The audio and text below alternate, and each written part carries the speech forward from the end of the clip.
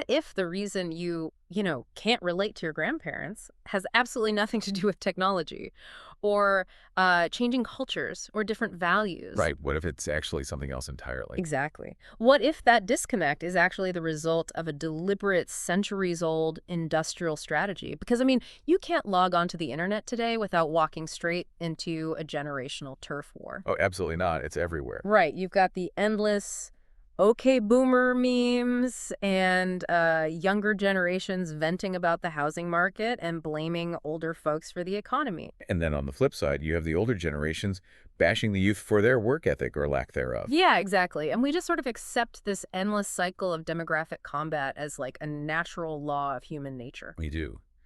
We assume there is this rigid, almost biological expectation that you will fundamentally misunderstand and probably resent anyone who was born, 20 years before or after you. Right. It's treated as entirely normal. Okay, let's unpack this. Because today's deep dive into our stack of sources approaches this from a totally counterintuitive angle. It really does. It flips the whole concept on its head. It does. We are looking at this core premise. What if being a boomer or a millennial or, Gen Z isn't an organic part of who you are? Right. What if these are modern manufactured labels designed to intentionally isolate you into a very specific demographic silo? I mean, it completely reframes how we look at our own identities, and the stack of material we're working from today attacks this from a really fascinating variety of angles. It's a great stack. We are pulling primarily from a directive document covering generational segmentation. That's the cortex. Right. And we're layering that with the historical analysis of some pretty prominent educators and social critics, specifically John Taylor Gatto, Neil Postman, and Christopher Lasch. Good lineup. And to anchor it all, we're bringing in some foundational social philosophy from St. Thomas Aquinas and Pope Pius XI, focusing on his 1931 encyclical called Quadragesimo Anno. It is a heavy-hitting stack. And I think it's worth noting right up front that these texts, well, they do not pull punches. Absolutely not. So a quick disclaimer for you listening. Mm-hmm. These sources contain very explicit critiques of industrial capitalism, state socialism, and they definitely lean on specific religious and moral doctrines. Very heavily, yeah. Yeah. So our mission in this deep dive is not to take any political or religious sides or to endorse these specific doctrines. We're just the messengers here. Exactly. We are simply here to impartially explore the ideas contained within these texts and figure out exactly what these thinkers are actually arguing. And their collective argument, fundamentally, is that the modern world is suffering from a manufactured condition that they call horizontal age segregation. Which is such a wild concept. It is. They argue we have totally lost the art of, well, what they term multi-generational vertical family integration. Okay, so to understand why all these different generations are fighting today, I feel like we first have to look at how we got separated into these distinct age brackets in the first place. We do. Because historically, according to our sources at least, this is a brand new phenomenon. Completely new. Like, if you look at human history prior to the late 19th and early 20th centuries, human identity was simply not tied to your birth decade. Wait, really? Not at all. Not at all. Yeah. I mean, if you lived in the year 1750, you didn't think of yourself as a 1730s kid. That just wasn't the thing. That's so funny to think about. Right. Yeah. You're known by your family name, your trade, your local parish, maybe the specific valley or town you lived in. So it's all about location and family. Exactly. Your identity was deeply rooted in place, in lineage, and in your skills. Yeah. Calendar age was, like, almost irrelevant to your social standing. So how did we get from, John the blacksmith's son from the valley to I'm a quintessential 90s kid? Well, according to John Taylor Gatto's historical research, the major catalyst was the adoption of the Prussian factory model of schooling. The Prussian model, okay. Yeah. Prussia, after suffering some pretty bad military defeats in the early 19th century, realized they needed a highly compliant, standardized citizenry. Like they needed obedient soldiers. Exactly. Obedient soldiers and cooperative factory workers. So, for the first time in human history, they instituted compulsory centralized education that locked human beings into strict 12-month age silos. Wow. So we basically started sorting human beings the way a factory sorts parts on an assembly line. That's a really good way to put it. Like you group all the 2010 model year parts together so they fit perfectly into a specific, predictable sequence on the conveyor belt. What's fascinating here is that the architects of these early systems used exactly that kind of language. You're kidding? No, I'm serious. If you read the primary sources from the early social managers that Gatto cites, They explicitly viewed children as a human resource to be managed. That sounds so dystopian. It really does. They saw the unpredictable, idiosyncratic influence of the extended family as a massive obstacle to standardization. Oh, because the family makes you an individual. Right. To build a cohesive, compliant, industrial society, they believed you had to break the strong vertical ties of the family and replace them with horizontal peer groups managed by state experts. But Neil Postman's work points out that it wasn't just physical classrooms doing this sorting, right? No, not just the classrooms. Like the actual technology of how we consumed information played a massive role too. Exactly. Postman argues that the printing press fundamentally laid the groundwork for this entire division. Because before print, we were oral cultures. Right. Before print, human societies were largely oral. And in an oral culture, information is shared in the village square. So everyone hears everything. Yeah, a 7-year-old and a 7-year-old are hearing the exact same stories, the same adult realities at the exact same time. But once you introduce mass-produced books, you need literacy to access the culture. And you can't just, hand a 5-year-old a philosophy textbook. Right, obviously. Literacy requires a sequenced curriculum. Precisely. You have to start with the alphabet, then simple phonetic words, then complex grammar. Because learning to read is a biological and developmental sequence. Right. So society had to start segregating people based on their reading ability. And over a few centuries, that segregation by reading ability slowly morphed into a strict segregation by calendar age. Oh, wow. Yeah, the concept of the schoolboy was literally invented, which eventually crystallized into our modern concept of the child as a distinct social category, completely separate from the adult world. So you pull the kid out of the multi-generational farm or the family shop, put them in a room with 30 other kids manufactured in their exact same year, Right? and suddenly their primary point of reference isn't their grandfather or their older sister, it's their peers. And the state-appointed teacher. It was a complete reorientation of social gravity. Okay, so if that explains how the age silos were built, what is keeping them in place today? That is the million-dollar question. Because, we aren't 19th century Prussian soldiers. If this started as an industrial workforce strategy, why does our entire culture today feel so fiercely obsessed with generational divides? Like, who is benefiting from this now? This is where we bring in Christopher Lasch and Neil Postman's critiques of consumer capitalism. Okay. They argue that the market eventually realized the traditional multi-generational household was incredibly inefficient for generating profit. Oh, I see where this is going. Think about a traditionally integrated household. You have grandparents, parents, and kids living under one roof, or at least on the same plot of land. Right, a big shared space. And they share resources. They pass down clothes, furniture, tools. They share one radio, one car. Exactly. They provide their own entertainment, their own elder care, their own child care. From a purely market perspective, a self-sufficient sharing family is a terrible consumer. They buy almost nothing. So industrial capitalism thrived by breaking that household apart and culturally amplifying those age silos we created in the schools. To sell more stuff. Yes. By doing that, the market created separate, distinct consumer demographics. It is really illuminating to look at the mid-20th century here. Okay, what happened then? Well, the word teenager wasn't heavily used as a distinct marketing demographic until the 1940s and 50s. Really? Yeah, before that, young adults were just junior adults. But once you create teen culture, they need their own specific wardrobe. Yep. They need their own music players, their own magazines, their own cars. Right, and then you do the exact same thing at the other end of the spectrum. You create the retiree demographic. Oh, right. You isolate them in a retirement community, Right. and suddenly they need entirely different specialized products and services. Wow. You've basically taken one household that bought one set of goods, fractured it into 3 or 4 isolated demographic units, and multiplied your consumer base. Which brings us to a concept from the generational segmentation directive that perfectly names this. They call it horizontal friction. Horizontal friction. Yeah, and this is the system's ultimate dream. Horizontal friction is what happens when you pit these age demographics against each other. And we see it absolutely everywhere today. Everywhere. You have a 22-year-old on TikTok making videos about how the 65-year-old boomers completely ruined the economy and hoarded all the real estate. Right. Meanwhile, the 65-year-old is on Facebook complaining about entitled 22-year-olds who don't want to work. Yeah, they are both just trapped in manufactured demographic echo chambers fighting a proxy war. Here's where it gets really interesting, though. What are they not doing while they are busy fighting that proxy war? Exactly. What are they missing? They aren't looking at the deeper systemic issues. Waging war on another age group completely masks the reality of what's happening. It's a huge distraction. It distracts everyone from the local, tangible erosion of their own physical communities.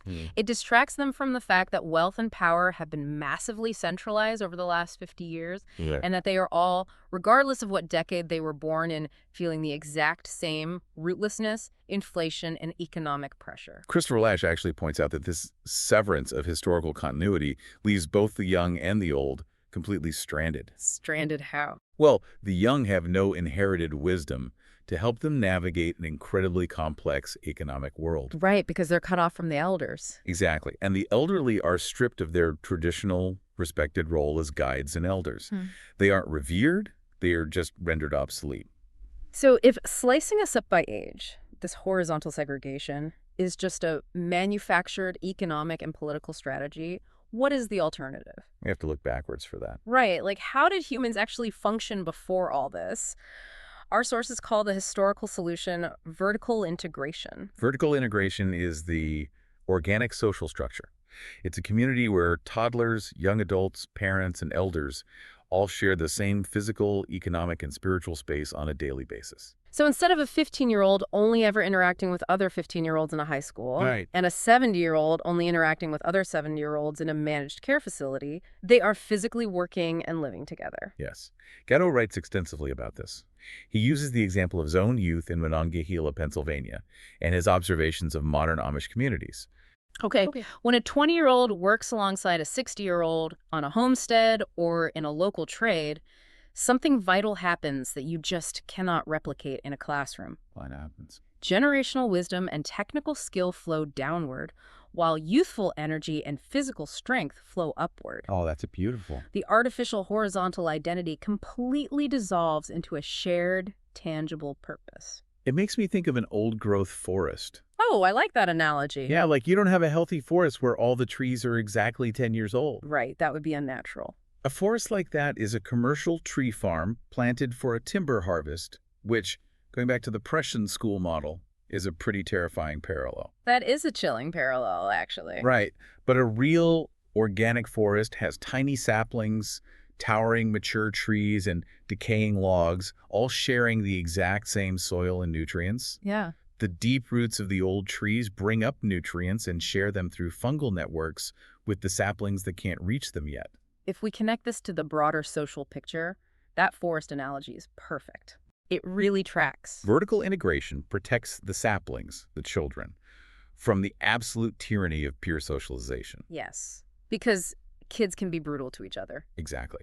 When children are only socialized by other children, it's the blind leading the blind. You get a culture defined by anxiety, superficiality, and a desperate need for peer approval. But when they are embedded in a vertical family, they have a deep root system of adults to act as a buffer against that anxiety. And for the mature trees, for the adults, they actually have a purpose as they age. They aren't just pushed out of sight. They are actively passing the baton. Precisely. Lasch argues that in modern, horizontally segregated society, adults desperately try to cling to the illusion of youth through surgery, through consumption, through media. Because there's no respected role of the elder to transition into. Right. Vertical integration solves that crisis of meaning. But hang on. Recognizing the beauty of this vertical forest is one thing, but we don't live in a 19th century farming village anymore. That is the big counter-argument, yes. Yeah. Right, like look at modern supply chains. Look at the digital economy.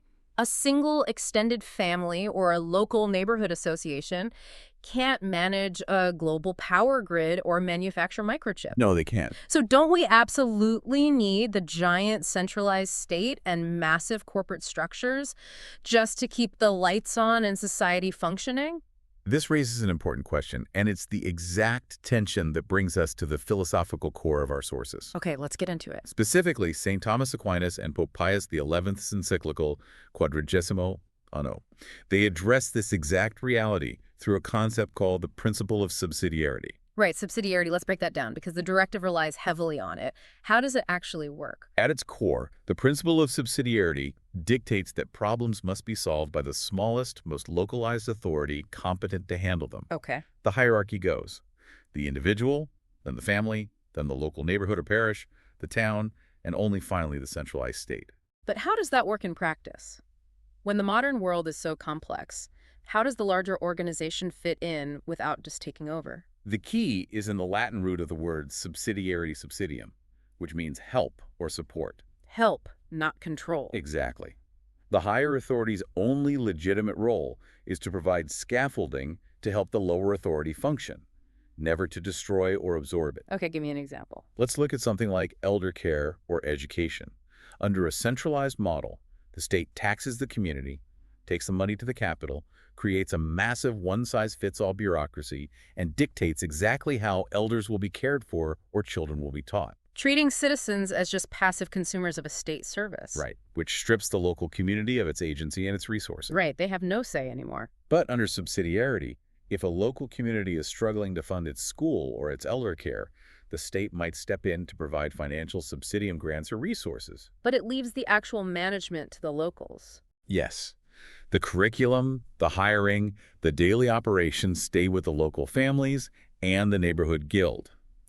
The state provides the means, but it does not usurp the function. So the state acts as a coordinator for the heavy infrastructure, like the power grid you mentioned earlier, but it refuses to micromanage the daily social and economic lives of the citizens. Exactly. Pius XI warned in 1931 that when the state starts absorbing the duties of lesser local associations, two disastrous things happen. What are they? First, the state becomes crushed by almost infinite tasks and duties it was never designed to handle. It becomes a bloated, inefficient bureaucracy. That sounds familiar. Very. Second, the citizens become atomized. Because their local associations and family duties have been usurped by the state or the megacorporation, families lose their structural purpose. Oh, wow. They stop being active citizens or essential members of a vertical family, and they just become individual taxpayers and consumers. Yep. The system bypasses the vertical structure of the family entirely to manage us all horizontally as demographic blocks. And that is the exact rootlessness and alienation that feeds the generational friction we see today. It all ties back together. So what does this all mean for you listening to this deep dive right now? The directive in our sources lays down a very clear challenge. Do not define yourself by the year of your manufacture. It is a profound shift in perspective. It really is. You are so much more than a millennial or a boomer or Gen Z. Our challenge to you this week is to intentionally step out of that demographic matrix. Step out of it completely. Stop participating in the horizontal friction. Sit down with an elder in your family or a younger person in your community. Learn a physical skill from them, record some family history, or honestly, just share a meal. Just intentionally break the age silo. Yeah. And as you think about how to do that, Neil Postman's text offers a fascinating final provocation to mull over. Oh, right. This is the part about the internet. Yeah. Postman warns that modern electric media, the internet, smartphones, all of it, is actually destroying the foundation of those age silos anyway, just in a very chaotic manner. Wait, how is the internet destroying the silos? I feel like it's where all the fighting happens.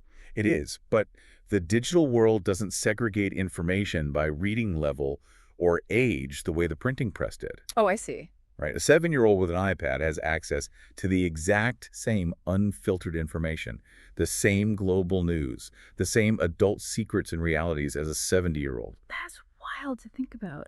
Postman argues this technological shift is rapidly erasing traditional childhood, flattening society into a culture of what he calls adult children, where everyone is exposed to everything all at once. So the technology that replaced the printing press is currently undoing the very boundaries the printing press created. Precisely. The strict 12-month age silo of the industrial school model is already collapsing under the weight of the digital age. It simply cannot hold. Wow. So the question for you is this. Will we just passively let those broken silos be replaced by the chaos of endless horizontal friction and TikTok proxy wars? Right. Or will we use this massive technological disruption as an opportunity to intentionally rebuild multi-generational vertical families? Will we keep fighting over who ruined the housing market in the comments section, or will we actually plant a new old-growth forest? It's a big choice. It definitely changes how you look at the next generational meme that crosses your feed.